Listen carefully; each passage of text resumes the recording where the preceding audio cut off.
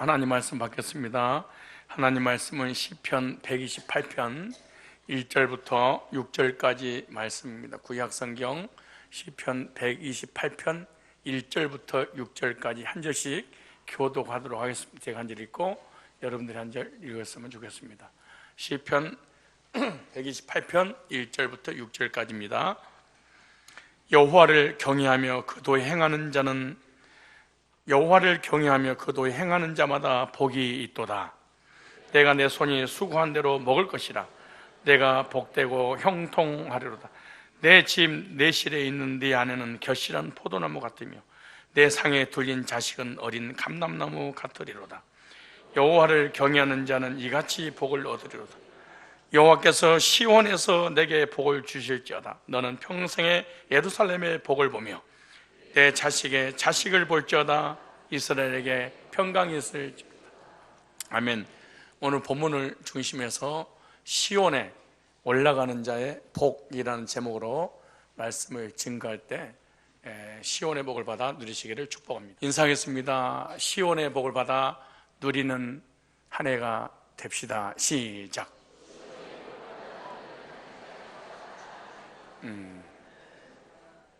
이쪽 있는 분들에게 인사하겠습니다. 시온의 복을 받아 누리는 한 해가 됩시다. 시작.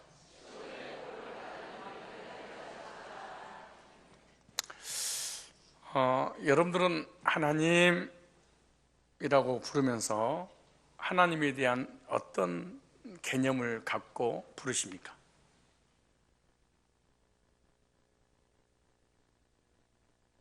하나님 이렇게 부르고 난 다음에 그 하나님에 대한 개념이 여러분의 믿음이고 여러분의 신앙입니다. 하나님은 나에게 있어서 인색하신 하나님, 무릎이 닳도록 무릎을 꿇고 기도하면 조금 주시는 하나님, 내가 철저하게 회개하고 의롭게 살고 죄를 짓지 않으면 구원해 주시고 삶의 복을 주시는 그런 하나님, 아니면 자비롭고 은혜롭고 노하기를 더디하신 그 하나님께서 나를 사랑하셔서 하나님의 독생자 예수 그리스도를 십자가에 내어주기까지 나를 사랑하시는, 은혜 베푸시는, 복 주시기를, 응답하시기를 원하시는 그런 하나님이라고 느껴지십니까? 하나님이란 이름 불렀을 때 그 하나님에 대한 여러분의 개념이 여러분의 신앙이고 믿음이라는 사실입니다. 여러분, 하나님은 어떤 하나님이십니까? 하나님, 우리가 복 받기를 원하고 은혜 받기를 원하고 평강 주시기를 원하시는 하나님이십니다. 하나님은 우리 인간을 창조하기 전에 우주 모든 만물을 창조하시고 난 이후에 제일로 먼저 복을 선언해 주셨습니다. 그리고 하나님 형상대로 사람을 창조하시고 난 이후에 제일로 먼저 복을 선언받아서 복받고 살게 했습니다. 공중의 새와 바다의 고기와 땅에 움직이는 모든 생물을 다스려라, 영육간의 복을 주시고 살게 주신 것입니다.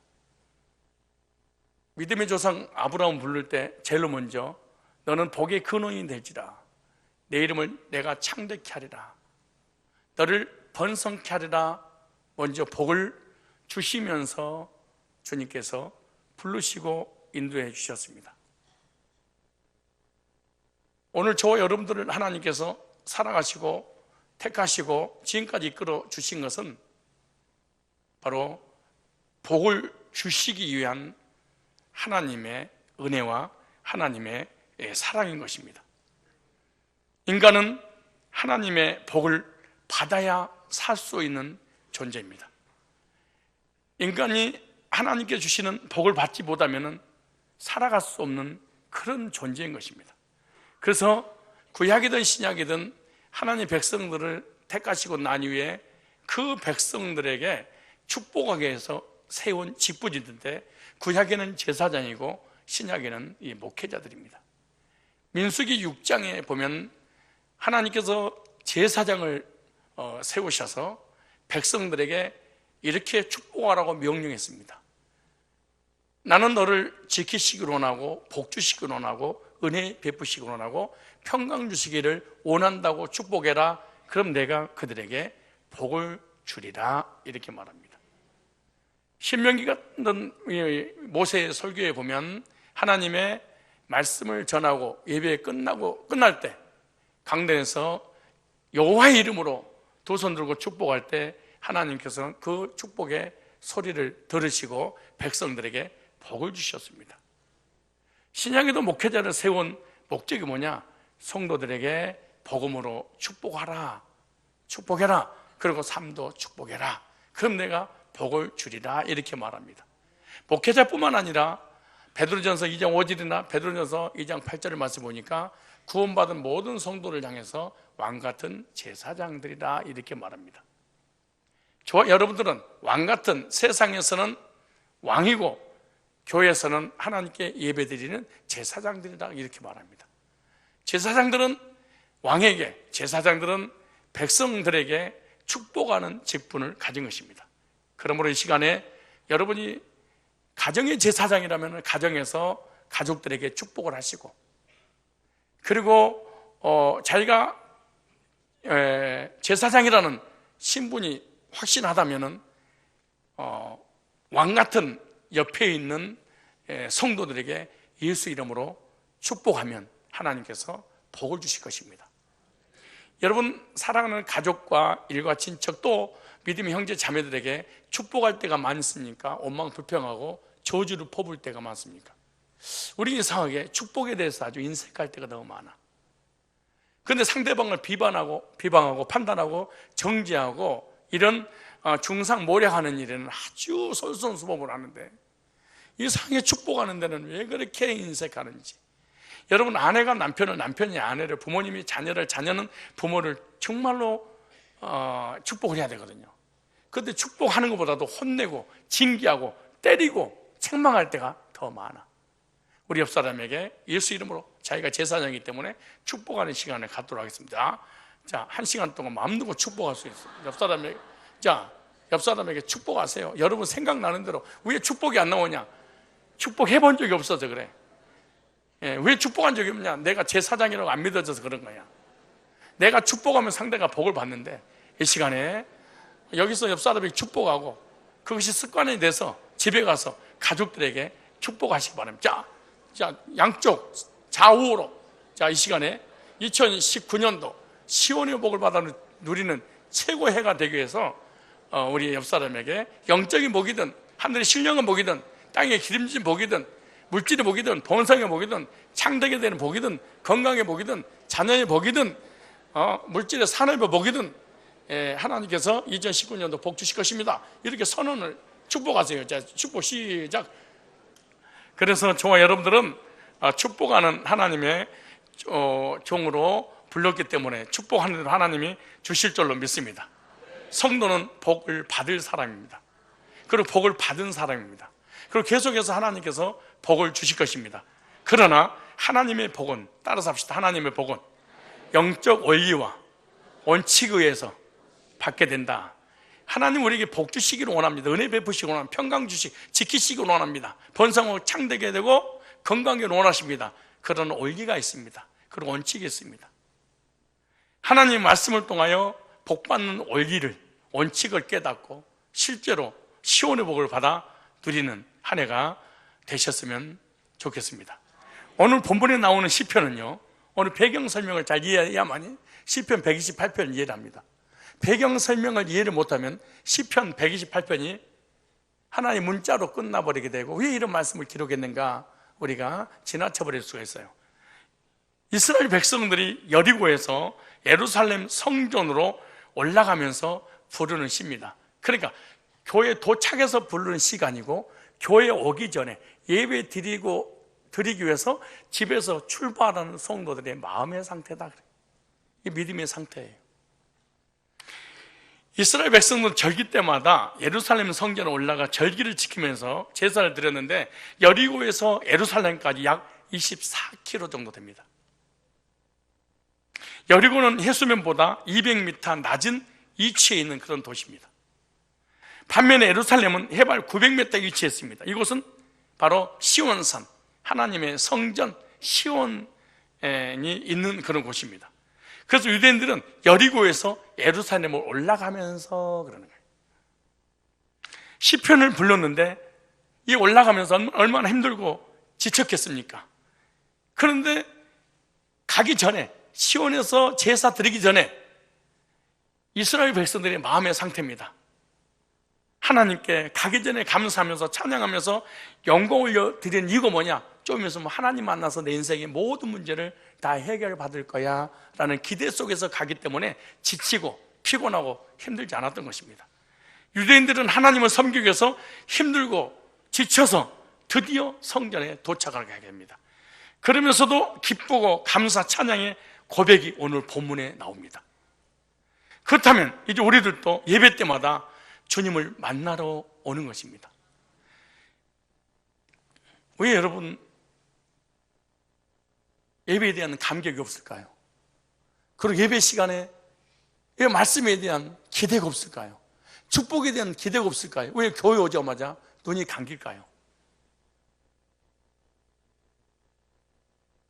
하나님에 대해서 말씀의 축복에 기대가 없을까요? 그 이유는 집에서 출발할 때부터 내 예배를 하나님이 안 받으신 거예요. 오늘 본문을 보면 예배 드리기 전에 이미 네 예배를 내가 받았단다. 여러분 영적인 방황의 문제라든가 정신적인 우울의 문제라든가 육신의 질병의 문제라든가 환경에 사업에 여러 가지 삶의 문제가 있어서 그런데 시온에 가면 하나님 이런 복을 주시고 해결해 주셔 라고 믿어진다면 교회에 와서 예배 드리기 위해서 출발하는 그 사람의 마음의 상태는 여러분의 모습일까요?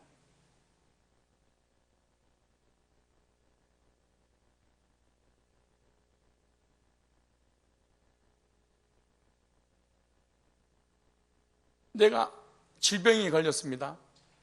사업이 망했습니다. 자녀들이 문제가 있습니다. 가정이 파괴가 됩니다. 이혼 직전에 있습니다. 그런데 교회 가면 주님 해결해 주십니다 라고 믿고 집에서 출발한다면 이 사람 마음속에 교회 오기 전에 예배 드리기 전에 마음이 들떠 성부됐을 것입니다. 그런데 우리는 이런 기대와 이런 믿음 자체가 출발할 때부터 없습니다.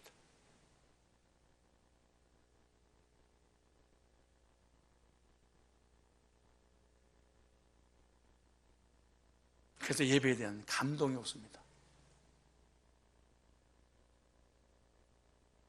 오늘 본문은 집에서 출발하기 전에 이미 하나님을 향한 이들의 믿음의 마음의 상태를 보여주고 있는 거예요. 무슨 말이냐?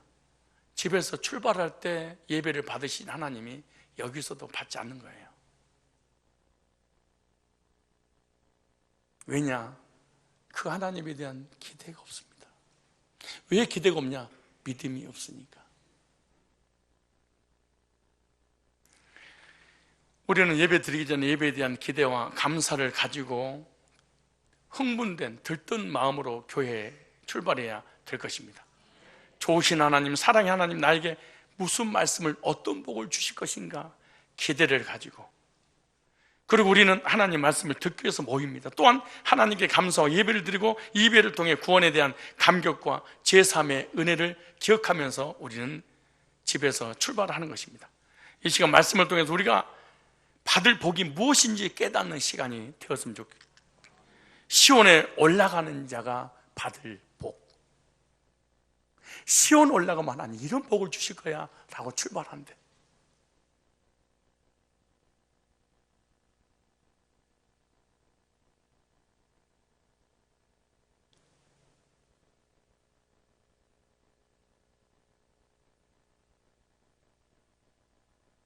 우리 부모님을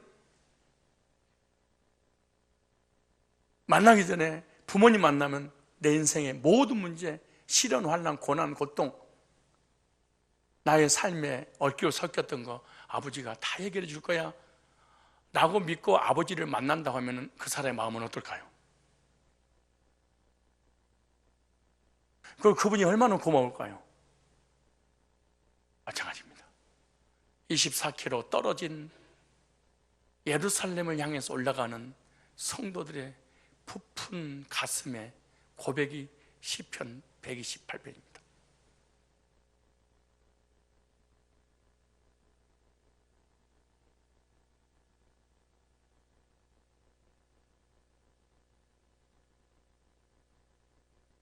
따라서 합시다. 시온에 올라가는 자가 받을 복.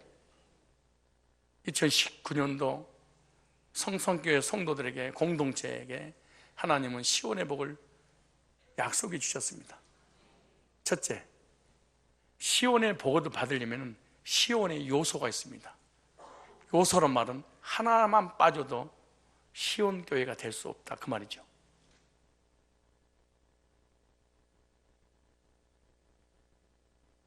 다시 말해서 건물을 짓고 십자가를 걸어놓고 예배를 드린다고 해서 여기가 시온 교회가 될 수 없다는 거야.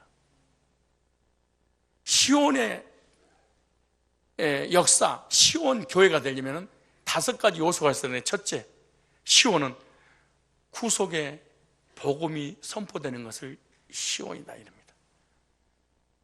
구약에 오실 메시아를 선지자, 제사장, 왕들이 알려줬습니다. 바로 유대 땅 베들레헴에 그리스도가 오실 거야. 그분이 오시면 우리의 모든 죄, 저주, 사망의 문제를 해결해 주실 거야. 라는 구속의 메시지가 전해지는, 다시 말해서 십자가의 죽으심과 부활과 승천과 다시 오실 그분을 강단을 통해서 전파되는 그곳이 바로 시온교회 성산, 시온의 복을 받을 사람입니다. 우리 교회는 시온의 요소가 갖춰져 있는 그런 교회인가?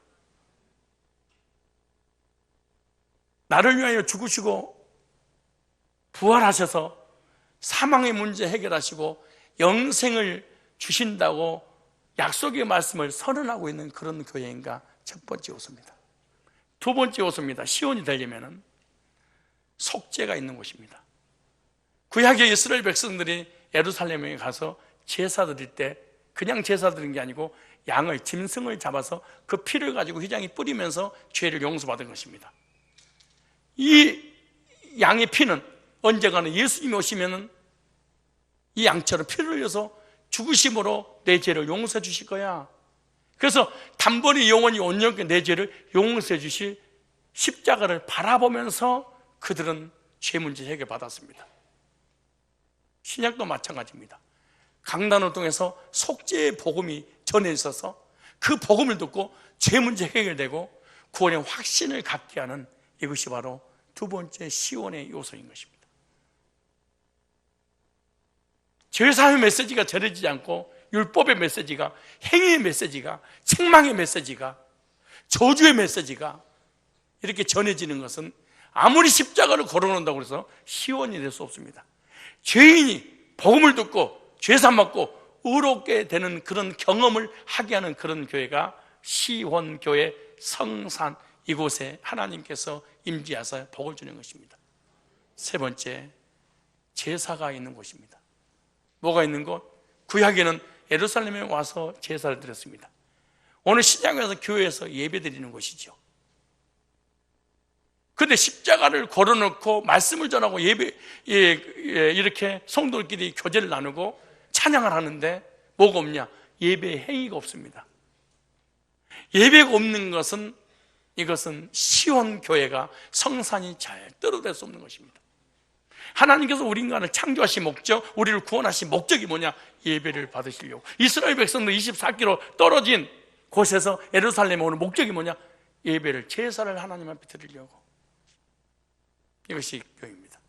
여러분, 구원파는 구원에 관한 얘기는 하는데 예배가 없습니다. 하나님께 영광이 없습니다.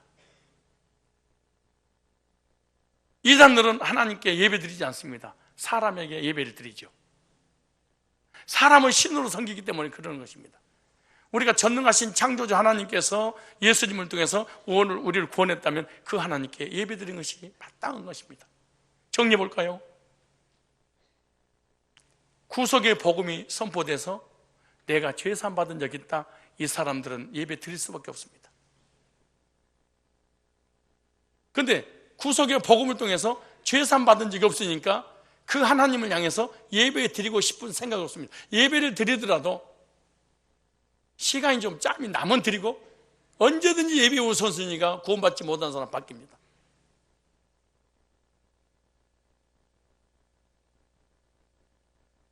여러분, 지금 예배 드리고 있는 중에 여러분 문자가 안 왔어. 문자 하나 왔어. 지금 당신 회사하고 지금 계약을 체결하겠다. 그런데 거기에 계약하는 순간에 5억이 떨어진대. 다 가버릴 겁니다.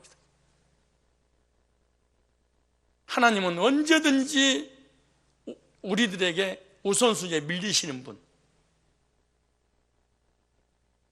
여러분, 우리 인간들도요, 우선순위에 밀리면 고통스럽습니다. 괴롭습니다. 스트레스 쌓입니다. 배신감 느낍니다. 예를 들어서 여러분하고 누군가가 약속을 했습니다. 약속 시간이 다 돼갔는데 알고 보니 이 사람이 약속 장소 안 나왔어. 문자가 왔어. 문자 내용을 보니까 고향 친구가 찾아와서 다음에 만나자. 얼마나 기분 나쁠까요? 얼마나 속상할까요? 주일날 복음 듣고 구원받은 성도들과 11시에 만나기로 했어. 근데 누가 사업 때문에 만나자고 그래. 하나님, 내가 사업 때문에 바쁘니까 오늘은 못 나갑니다. 하나님은 언제든지 내 인생의 삶의 우선순위 밀려. 그건 하나님 사랑하는 사람이 아닙니다. 복음을 사랑하는 사람이 아닙니다. 그냥 필요할 때 부르는 하나님. 따라합시다. 내가, 인사하세요. 내가 내 인생에 필요할 때만 필요한 하나님. 혹시 그런 거 아니에요?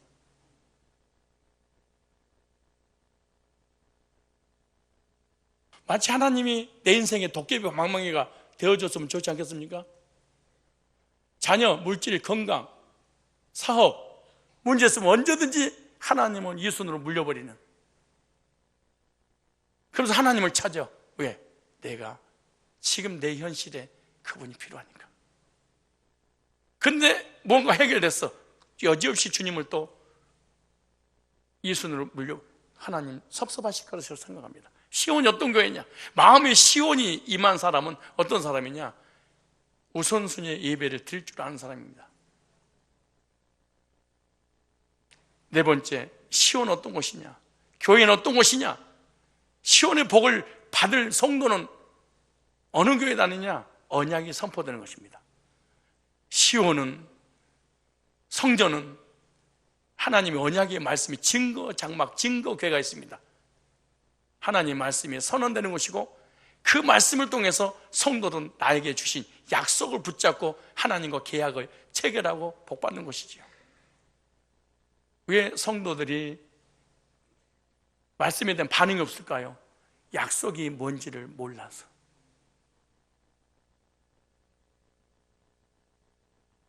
성경을 100독, 200독 읽었는데도 불구하고 말씀에 대한 확신과 기대가 없어. 왠지 아세요? 약속의 의미를 모르는 거예요. 하나님과 개혁 체계를 모르는 거죠.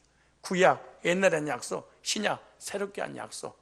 성경은 약속의 책인데 그 약속을 전해주는 것이 강단입니다. 그런데 강단에서 약속이 전해지지 않고 있다, 성도가 붙잡아야 될 말씀이 없다, 이거는 종교입니다. 이거는 기독교가 아니에요. 믿음은 약속을 믿는 거예요. 약속을. 기도는 뭐냐? 약속 붙잡고 기도하는 거예요. 그럼 하나님의 약속을 반드시 실행하신 분이에요. 그런데 우리는 예수님의 이름을, 하나님의 이름을 주문을 외우는 것이지 약속이란 단어도 몰라, 뭔 말인지를. 그래서 하나의 기독교가 종교로 타락해버린 이유가 뭔지 아세요? 성도들이, 여러분 생각해봐요. 하나님이 내게 영육간에 무슨 약속을 주실까? 약속을 믿어야지. 나에게 주신 약속을 진짜로 내가 생각한다면 여러분 얼굴 어떨까요? 하나님, 나 오늘 무슨 말씀 주실 거예요? 흥분과 기대가 되겠죠. 근데 약속 자체를 받지 않으니까 아무런 의미가 없는 거야. 신앙생활 재미도 없고. 다섯 번째, 시온은 축복하는 곳입니다. 뭐 하는 곳? 축복을 선언받는 곳, 선언하는 곳. 즉 시온에서 하나님 앞에 기도하면 응답받고 주의 종들이 축복하면 내가 그들에게 복을 주리라. 그래서 교회는 어떤 곳이냐? 복 받는 곳입니다. 축복을 선언받는 곳입니다. 이 다섯 가지 요소가 빠지면 이거는 교회가 아니에요. 건물이고 하나의 모임의 장소지, 교제의 장이지, 이거는 기독교가 아니에요. 그렇다면 내 심령에 다섯 가지 요소가 이루어지도록 이런 시온교회에 다니고 있다면, 이런 다섯 가지 요소가 주어지고 있다면 이 교회에서 하나님께서 복을 주시는데, 두 번째, 시온의 복은 어떤 복인지 알아야지. 그래야지 집에서 출발할 때 어느 교회 가면 2019년도 이런 복을 주실 거야. 그리고 기도를 하고 찬양을 하고 감사하며 하나님께 영광을 돌려드리면 이 복을 반드시 내가 받아. 근데 내가 뭔지 몰라. 그냥 교회를 다녀. 건물을 왔다 갔다 하는 거야, 이게. 얼마나 맥 빠지고 힘 빠지면서 교회를 다닐까요? 자, 시온의 복. 첫째, 오늘 시편 128편 2절입니다. 시작. 네가 내 손이 수관대로 먹을 것이라. 무슨 복이에요? 산업의 복입니다. 쉬운 말로 무슨 복이에요? 물질의 복이에요. 하나님, 우리가 가난하는 것보다도 부욕해 되기를 원합니다. 불행하게 사는 것이 아니라 행복하게 살기를 원하시는 것입니다. 저주받는 것이 아니라 축복받기를 원하시는 하나님이십니다. 따라합시다. 하나님은 나에게 복 주시기를 원하신다. 이 복은 신령한 영적인 복이든 삶의 복이든 하나님은 복의 근원이시고 복을 주시기를 원하시는 그런 하나님이세요. 그래서 신명기 1장 11절에 보니까 하나님께서 이스라엘 백성들을 애굽을 치르고 난 다음에 광야에서 말씀을 주시면서 가나안 땅에 들어가거든 이렇게 축복합니다. 현재보다 내가 1000배를 너에게 더 줄 거야. 여러분 2019년도 하나님을 향한 기대를 가지십시오. 현재보다 1000배를 더 주신다고 말씀하신 그 하나님에 대한 기대와 확신 가운데 우리는 새해를 맞이하면서 이런 비전 가운데 1년을 우리가 이겨나가야 될 것입니다. 물질의 복도요, 하나님이 주셔야 되고요, 주신다고 되는 문제가 아니라 물질의 복도 하나님께서 쓰다고 쌓인 결제가 떨어져야 돼. 복을 주셨는데 하나님이 너 써, 그러고 결제를 안 해줬어. 그래, 여러분 돈만 벌어놓고 한 푼도 못 쓰고 거지처럼. 그런데 돈 많은 거지. 인사하세요. 당신을 보니까 돈 많은 거지가 아닌지 한번 생각해보세요. 시작. 그럼 돈 많은 거지는 어떤 거지냐? 그럼 많고 적음이 아니야. 있고 없음이 아니에요. 누리지를 못해. 쓸지를 몰라. 이걸 갖다 성경에 악한 병이다. 암보다 더 무서운 병이 뭐냐? 모으는 재미로 사는 사람. 모으는데 뭘 해? 쓸지는 몰라.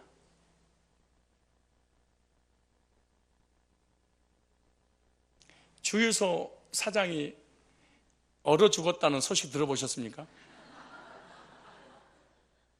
주유소 사장이 실제 있는 일인데요, 방에 기름을 넣어서 뜨뜻하게 해야 되는데 기름 너무 아끼다가 멈추어서 죽었습니다. 무슨 말이에요? 기름 장사에서 돈은 벌었는데 과도히 아끼는 바람에 자기 몸이 죽을 정도로. 왜 그럴까요? 하나님이 너 돈은 벌어, 쓰지는 마라. 이야, 진짜 이런 저주가 어떻게. 찾아볼래요? 성경 전도서 6장. 혹시 여러분 심각한 거 보니까 여러분 자신 얘기하는 것 같은데, 여러분이 참 신기해. 돈 많다고 쓰는 게 아니야. 돈 많다고 헌금하는 게 아니야. 절대로 못 써. 왜? 너는 벌기만 해. 열심히 벌어, 빼 빠지게. 그리고 너는 쓰지 마라. 벌어놓으면 내가 망하게 하고, 벌을 망하게 할 거야 내가 너를. 보세요, 벌어오는가. 전도서 6장 1절에 내가 혹시 여러분에 해당되면 2019년도 하나님 나에게 이런 병은 주지 마시고 정말로 예배 충성, 하나님 앞에 우선순위 삶을 살게 하십시오. 이렇게 해야 돼. 내가 해야 돼서 한 가지 불행한 일이 있는 것을 보았나니 이는 사람의 마음을 무겁게 하는 것이라. 왜 무겁냐 보세요. 어떤 사람은 그의 영혼이 바라는 모든 소원에 부족함이 없어. 보세요. 재물과 부여와 종기를 하나님께 받았대. 물질을 다 하나님이 줬대. 다시 말해서 이 사람 1,000만 원 가질 때 그 사람 1억 주고, 이 사람 1억 줄 때 이 사람 10억 주고, 이 사람 10억 가질 때 그 사람 100억 줬대. 진짜 이런 사람 많아요.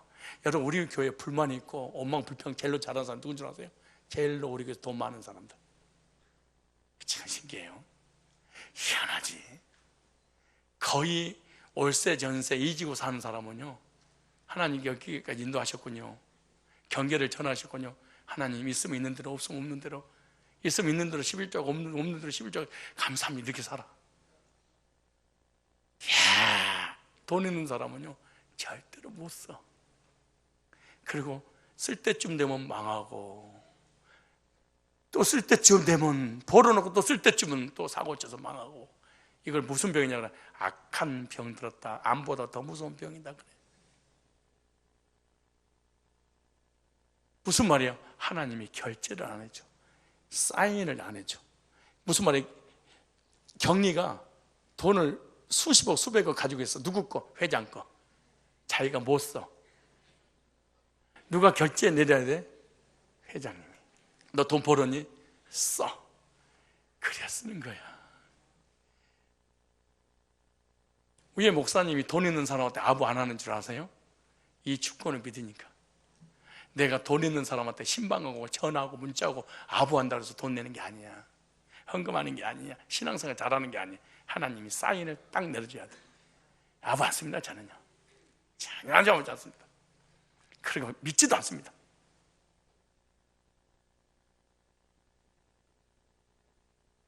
다시 한번 보세요. 이 병 걸렸는가 안 걸렸는가? 오늘 이 말씀 들으면서 어머 우리 엄마네, 우리 아빠네, 우리 남편이네, 어머 우리 마누라네. 이거는 수치스러운 병이 걸렸네. 보세요, 보는가? 어떤 사람은 그 영혼이 바라는 모든 것에 부족함이 없어. 재물과 부여와 종기를 하나님께 받아서 하나님 주셔서 맞아. 하나님 그것을 누리도록 허락하지를 않았대. 이게 뭔 병이야? 그럼 무슨 병이에요? 버는 머리가 좋아서 사업을 잘해서 벌기만 하도록 한대. 그 다음 보세요. 다른 사람이 쓰나니. 곰이 재주는 누가 넘고? 곰이 넘고 돈은 사람이. 인사하세요. 꼭 성도님 같습니다. 시작. 얼마나 비참한 일입니까? 이걸 성경에 악한 병이 걸렸다 그래.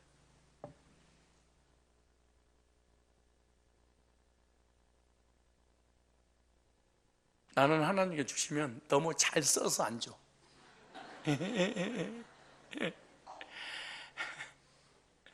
너무 누리게 해서 이게 문제야. 나는 구원받고 난 다음에 창세기 원래 회복을 내가 찾아봤어요. 구원받고 난 다음에 나한테 3가지를 하나 주셨더라고. 하늘에 있는 것이나 땅에 있는 것이나 바다의 물고기나 3가지잖아요. 하늘의 것, 영꽃, 메시지. 하늘의 권세. 둘째, 바다의 고기, 물질. 목회할 때 물질로 부족함이 없도록. 땅에 기어다니는 움직이는 생물을 다스려라. 인권, 사람이 따르는. 원래 구원받고 난 다음에 원래 상태로 다 회복시키면 이 3가지가 다 회복돼요. 이런 복이 2019년도 시온에 올라오는 성산의 권속들에게 하나님이 주실 줄 믿습니다. 목회자들 성도에게 장로님들의 축복할 때 주님 영권과 물권과 인권을 주옵소서 할 때가 창세기 1장 28절 말씀입니다. 구원받고 나니 회복의 역사가 일어나. 그런데 중요한 것은 벌기만 말고 쓸 줄 아는 사람, 하나님과 사람 앞에 인색하지 않는 사람. 좋은 집, 좋은 차, 좋은 돈 하나님의 배 받았어. 다 하나님 주신 거잖아요. 근데 하나님 나라를 위하여 또 영혼 구령을 위하여 다른 사람을 쓸 줄 아는 이런 사람이 누리는 사람입니다. 다시 한번 혹시 여러분에게 해당되는 것 같아서 이 병을 치료해야 되잖아요. 그럼 병을 치료하려면 어떻게 해야 되냐? 비웃어야 돼. 에이, 돈 있으면 뭐해? 사람이 돼야지. 그런 얘기잖아. 자, 2절 시작. 어떤 사람은 그거의 영원히 바라는 모든 소원에 부족함이 없어 재물과 부요와 존귀를 하나님께 받았으나 하나님께 그가 누리도록 허락지 아니하셨으므로 다른 사람이 누리나니 이것이 헛되어 악한 병이로다. 여러분, 감기, 암만 병이 아니야. 벌어놓고 쓸지를 모르는 사람이 진짜 병자야. 옆 사람 인사하세요. 혹시 이 약한 병을 우리 성도님이 걸렸나요? 시작. 모든 병도 안 걸려야 되겠지만은 이 병만큼은 걸리면 안 돼. 다시 인사합시다. 쓸 거 못 쓰고, 입을 거 못 입고, 먹을 거 못 먹고, 아이고, 놔주고 가다니. 이게 뭔 병이야? 얼마나 추한 병이면 성경에 악한 병이로다. 진짜 바보짓거리입니다.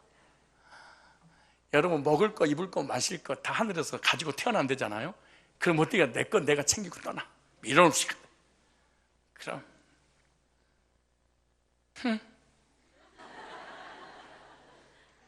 근데 보세요. 자, 전도서 5장 19절 시작. 또한 어떤 사람에게든지 하나님이 재물과 부요를 그에게 주사, 어떤 많고 적음이 아니라 누구든지 하나님께서 주신 재물을 가지고 산다는 거예요. 재물 없는 사람이 없어. 돈 없는 사람이 없어. 많냐 적냐 요거의 차이점이야. 그거 다 있어. 근데 벌써 뭐라는 거야? 재물과 부요를 그에게 주사 능히 누리게 하시나니 쓰게 하신다는 거야. 하나님이 결제를 해준대.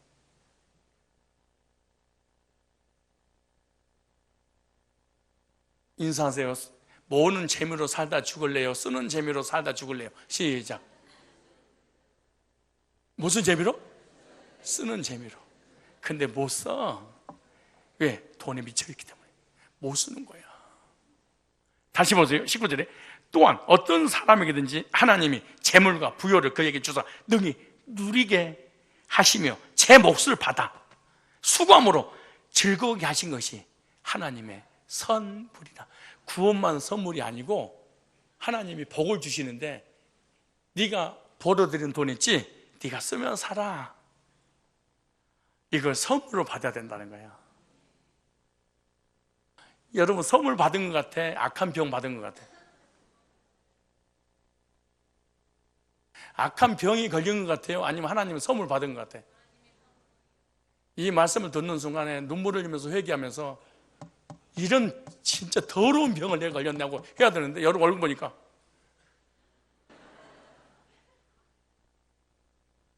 어떻게 이렇게 표정이 이럴 수 있나. 사람이라는 게요, 아이들은 병 안 걸리죠. 왜 그런지 알아요? 얘들 보세요. 깎고 그래봐. 깎고 그러면 얘들 어떻게 웃어. 다시 또 깎고 그래. 똑같이 나중에는 지칠 때까지 밥 줘요. 다시 웃을게. 여자들 참 단순해. 아무것도 아닌 말인데 그렇게 웃어. 남자들 헐. 그러니까 온갖 연병, 땜병 다 걸리는 거야. 웃을 때 모든 병이 사라지는데 그렇게 안 웃을 수 있을까요?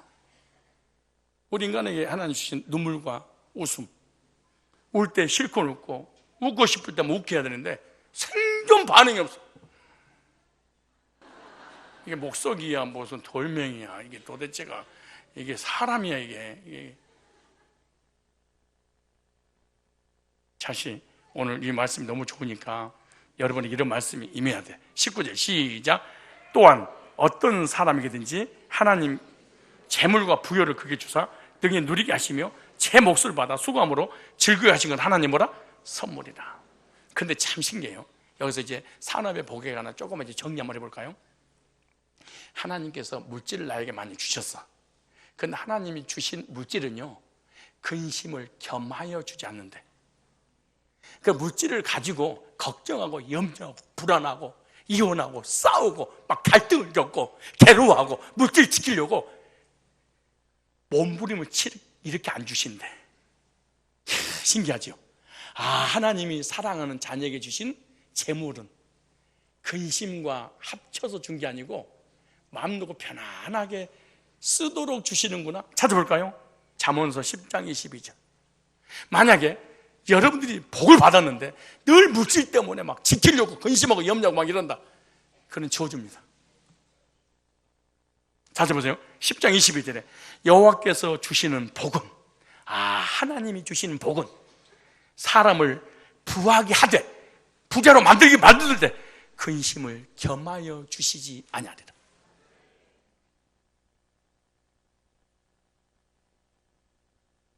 물질 때문에 근심하고 걱정하고 염려하고 관계가 깨지고 물질 지키려고 물질 없어지면 막 불안과 이런 병 나도록 주시지 않는다는 거예요. 물질 없는 사람은 병 나지만은요, 물질 있는 사람은 병 더 나요. 참 사람 신기하네. 나 오늘 내 호주머니에 100만 원이 딱 들어가서 100만 원 딱 집어넣고 사우나를 가서 사물함에다가 내 옷을 딱 넣어놨어. 근데 참 신기하대. 그 사물함을 쳐다보고 있는 거야. 사우나면서 사람만 지나가면 옷이 뚜리가. 그거 신기하대, 그 사람이. 그때 아무것도 없을 때는 누가 지나가든 거 말든 걸 신경도 안 쓰는데, 그 사물함이 뭐가 있는 거야? 100만 원. 사우나 1시간 할 거 10분 하고 나왔어.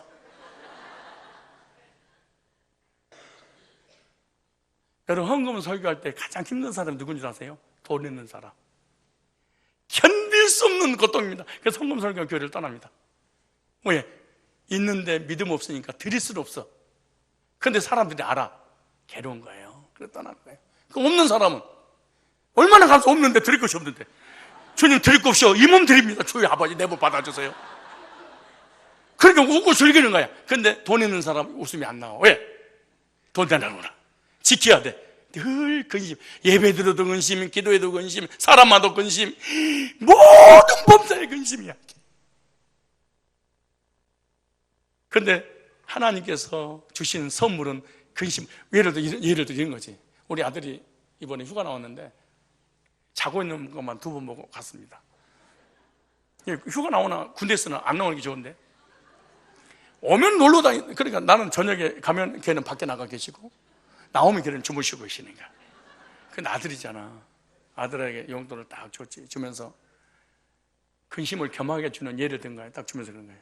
11조 떼라, 감사금 떼라, 건축금 떼라, 성금 떼라, 구제금 떼라, 전동금 떼라. 이게 뭐하는 거야? 근심을 겸하여 준 겁니다. 이게 안 받고 말지. 교인들이요, 근심을 겸하여 받는 물질이 얼마나 많은지 모릅니다. 이게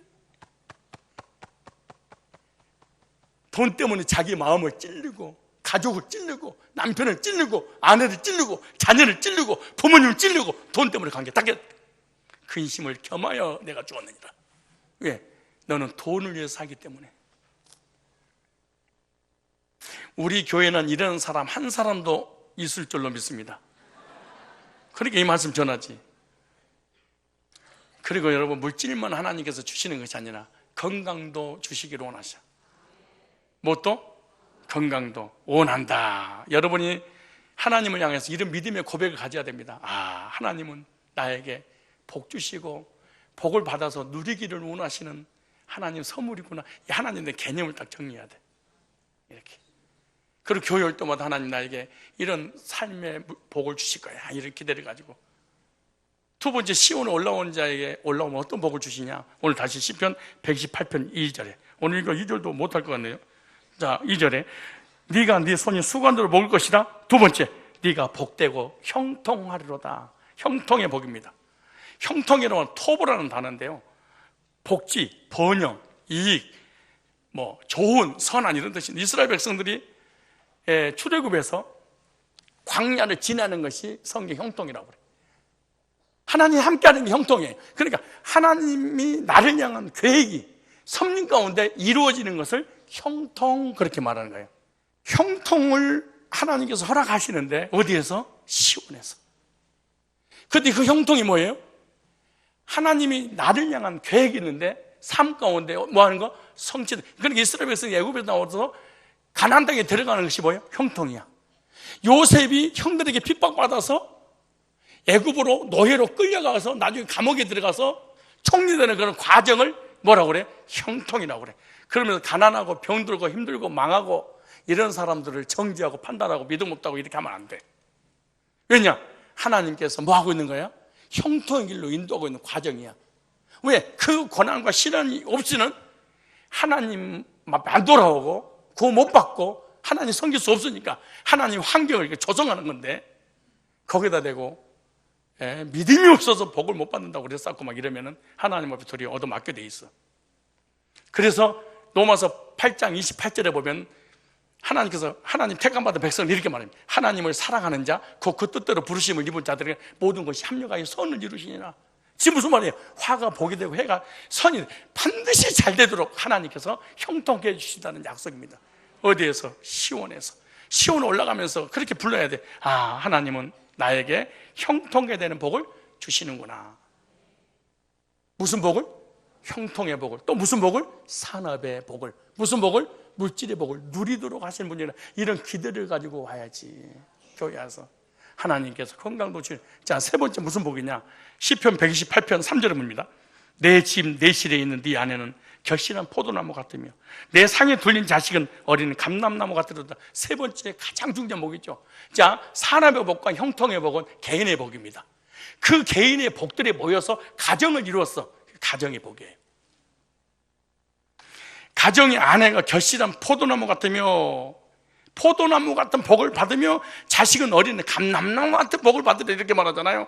성경에서 아내를 포도나무, 자식은 감람나무로 비유를 했습니다. 여기 포도나무란 말은 개펜이라는 단어인데 포도나무 뜻입니다. 이 단어는요, 전체 모든 포도나무를 사용하는 단어가 바로 개펜이라는 단어인데, 이 포도나무는 예수 그리스도를 상징하는 나무입니다. 누구를 상징한다? 요한복음 15장 5절에 예수님이 직접 말씀하셨어. 나는 포도나무요 너희는 가지라. 그가 내 안에, 내가 그 안에 거하면 사람이 열매를 많이 맺나니 나를 떠나서 너희가 아무것도 할 수 없느니라. 주님께서 자신을 포도나무라고 말씀하시고 우리는 가지라고 말씀하시잖아요. 그리고 가지는 포도나무 붙어 있어야지 열매를 맺습니다. 그렇다면 아내를 포도나무 비유하는 것이 뭐예요? 유대인의 개념에 포도나무는 기쁨과 희락의 개념이에요. 왜죠? 포도나무는 포도 성인을 열매죠. 포도 성인은 기쁨과 행복을 가져다죠. 왜? 우리의 모든 유익을 주기 때문에 그런 거예요. 바로 복을 받은 자의 가정의 아내는요, 그리스도 안에서 많은 열매를 맺는 복을 받는다는 거예요. 기한 전에 떨어지지 않는 열매고 이것을 추수를 기다리는 열매와 같은 가정을 이룰 수 있도록 아내를 내가 만들어주겠다. 어디에서? 시온에서. 그래서 아내가 예수 그리스도를 믿고 따르면 많은 행실에 열매를 맺은 복을 받게 된다는 거예요. 그래서 아내가 믿음이 좋으면 가정에 평화가 옵니다. 따라서 합시다. 아내가 믿음이 좋으면 가정에 평화가 온다. 아내가 건강하고 잘 되면 가정이 잘 돌아갑니다. 그런 아내가 병들고 지쳐있으면 가정이 마비되고 자녀들의 교회가 문제가 되고 남편들도 제대로 일을 할 수 없습니다. 그럼 가정이 무너지면 그 인생은 무너지는 것입니다. 설사 삶이 어려워도 가정만 지켜있으면 하나님께 그 가정에 복을 주시는 거예요. 그래서 시온에 올라가서 복을 받을 자들은 뭐냐? 개인의 복과 아내의 복, 가정이 화목되는 복을 하나님 주신다는 약속입니다. 여러분, 아내가 그리스도 안에서 구원받고 하나님 예수님과 연결되어서 포도송이가 열리듯이 이 아내로 인해서 내가 가정의 복을 줄 거야 그랬어요. 근데 아내가 그러면 아내를 통해 가정의 복을 받으려면 어떻게 되냐?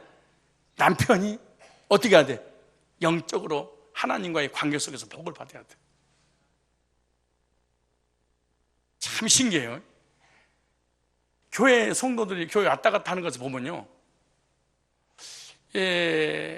남편이 시험 들 때 교회에 떠날 거야 라고 하는데 아내가 믿음을 가지고 딱 신앙을 지켜. 그런 남편이고 가족이 다 교회 돌아와요. 그런데 아내가 시험이 들면요, 아내를 이길 남편은 없어.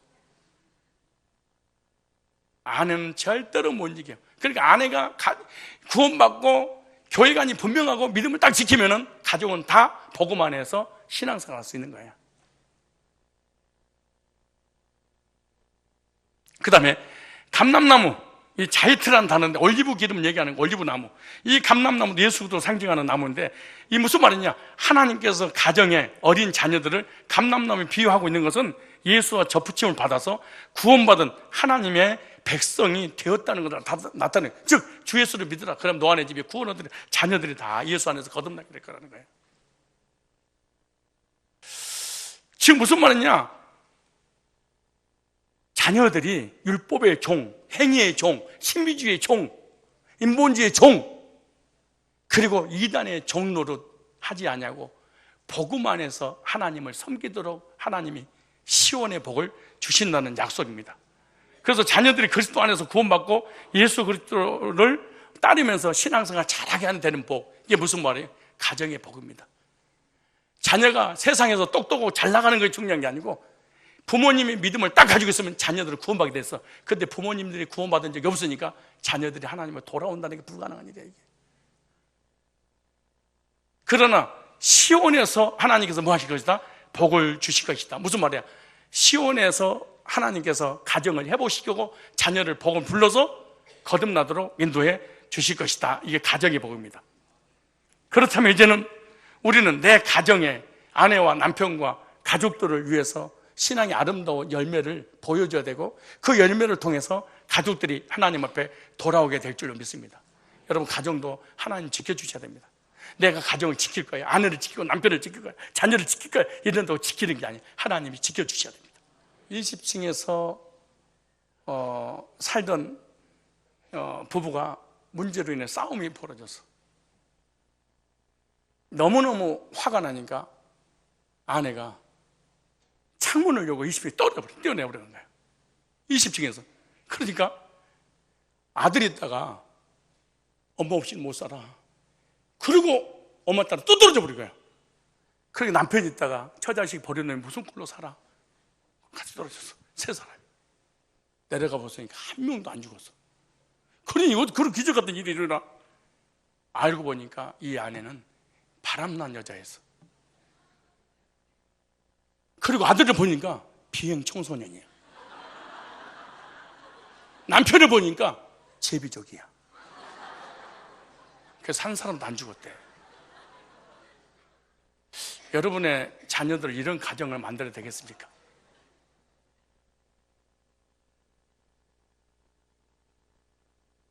근데 무슨 얘기를 해도 웃을 거예요? 참, 인생 이런 가정들이 얼마나 많은 줄 아세요? 이런 비참한 가정들이 너무너무 많아서 이게 도착해. 그래서 시편 127편에 이렇게 말해요. 여호와께서 집을 지켜주지 아니하시면은 가정이 온전할 수 없고 여호와께서 나라를 지켜주지 않으면 파수꾼의 경상함이 허사로다. 저희가 일찍 일어나고 늦게 누우며 수고의 떡을 먹으며 허사로다, 이렇게 말하는 거예요. 하나님께서 2019년도 우리의 가정을, 자녀들을 제비족 없도록, 비행 청소년 없도록, 바람난 여자 없도록 지켜주실 줄 믿습니다. 어디에서? 시온에서. 이게 중요한 거예요. 근데 구원관이 없어, 교회관이 없어, 하나님 관계가 없어. 그러니까 가정이 무너져 버린 거예요. 그러면서 남편은 막 정지하고 그 떡을로 살면 아무 소용 없습니다. 여기 남편 내가 지킨다고 새 거랑 채우겠습니까? 안 되는 거야. 두 발 달린 짐승인데 어디가 있어요? 또 6절 보세요. 무병장수의 복입니다. 딸의 무병장수의 복. 골골백세가 아니고 무병장수, 병 없이 건강하게 어떻게 사냐? 9988334. 99년 동안 팔팔하게 살고 3일 동안 누워 계시면 가족들이 전체 올 거예요.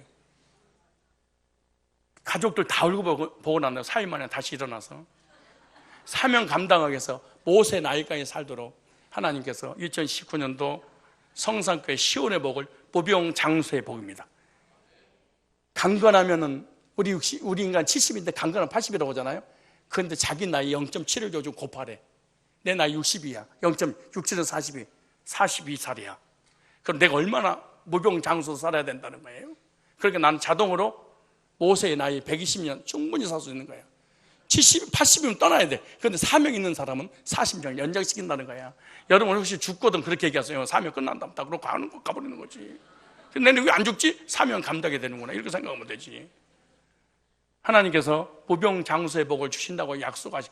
진짜 노년에 눈 감고 노년에 처져버리고 이러지 마시고요. 늙지 말고 익어가십시오. 야, 저분은 나이 들면 들수록 어쩌면 믿음생활, 은혜생활, 신앙생활, 헌신 저렇게 아름다울 수 있을까? 이런 고백을 드려야지 사실은. 아내가 남편을 보니까 남편이 아내 보니까 믿음은 개떡도 없고 완전 인본주의고 세상으로 예수 믿는 사람보다 욕심 더 많고 세상 더 충만하고 이러면서 누구한테 권면하면 누가 말을 듣겠습니까? 그 다음에 오늘 6절에 보니까 후손의 복입니다. 네 자식의 자식을 볼지어다. 마지막 6번째입니다. 6절에 이스라엘에게 평강이 있을지어다. 세상에 줄 수 없는 마음의 평안, 내가 너에게 평안을 주느니 이 평안은 세상에 주는 평안이 아니라 죄산 받고 평안을 누리고 정말로 행복하게 살도록 2019년도 시온의 복을 하나님 약속해 주셨습니다. 이 시온의 복을 누구에게 주시는가? 이것은 이 6가지 복을 다음 주에 누가 받을 사람인지 말씀을 드리도록 하겠습니다. 그러나 일단 이 복을 개념을 딱 가지고 약속 붙잡고 교회 오기 전에 집에서 출발할 때 하나님이 이 복을 주실 것입니다. 이렇게 기도를 하고 나와야지. 털털하게 눈 비비고 왔다가 오자마자 한숨 푹 주무시고 밥 먹고 이렇게 이건 예배도 아니고 이건 하나님의 백성이 아닙니다. 사실은 이런 불타는 기도와 비전을 가지고 시온의 복을 받아 누리시길 주의 이름으로 축복합니다.